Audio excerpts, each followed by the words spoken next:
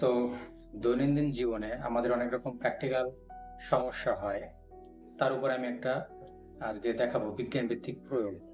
সেই সমস্যাটা কি করে সমাধান করা যায়? যেমন ধরুন, এই যে আমার কাছে একটা মধুর বোতল আছে। এখানে একটা ঘিয়ের বোতল আছে। তা এটা বাস্তবে দেখা গেছে খুব আটকে গেছে, খুলতে পারছি না। খুবই আটকে গেছে। কারণ এটা হচ্ছে মেটাল, ঠিক আছে?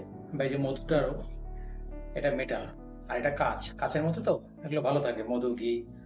এবার শীতকালে এই সমস্যাটা হয়, ঠিক আছে? এবার খুব আটকে গেল, তখন সেক্ষেত্রে আমি এটাকে কি করে মানে খুলবো?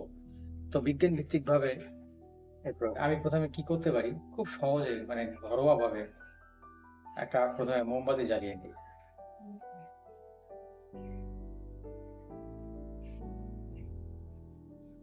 আচ্ছা, ঠিক আছে। তো আমি কি করলাম, মোমবাতি জ্বালিয়ে নিলাম। অর্থাৎ তাপ লাগবে, আমাদের আগুন লাগবে, আগুন। এখন এটা তো আটকে গেছে, খোলা তো যাচ্ছে না। কি করতে হবে? খুব সহজভাবে তাপ দিতে হবে, ঠিক আছে?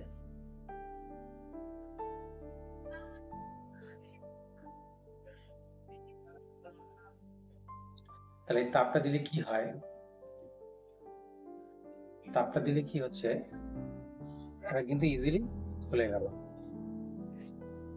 ঠিক আছে? তার আগে কিন্তু খোলা যাচ্ছিল না। ব্যাপারটা হয় যে সায়েন্সটা কি বুঝতে হবে যে কাঁচ হচ্ছে তাপের কুপরিবাহী, আর মেটালটা হলো তাপের সুপরিবাহী। অর্থাৎ এর আয়তন প্রসারণ গুণাঙ্কটা অনেক বেশি। তাহলে আয়তন প্রসারণ গুণাঙ্ক বেশি হলে কি হবে? এটা বেশি প্রসারিত হবে কাঁচের তুলনায়। তাহলে কি হবে? তখন সিম্পল এটা লুজ হয়ে যাবে। এটাই হলো সায়েন্স। এটা দৈনন্দিন জীবনে খুবই এর প্রয়োগ আছে, কারণ এরকম সমস্যা খুবই হয়।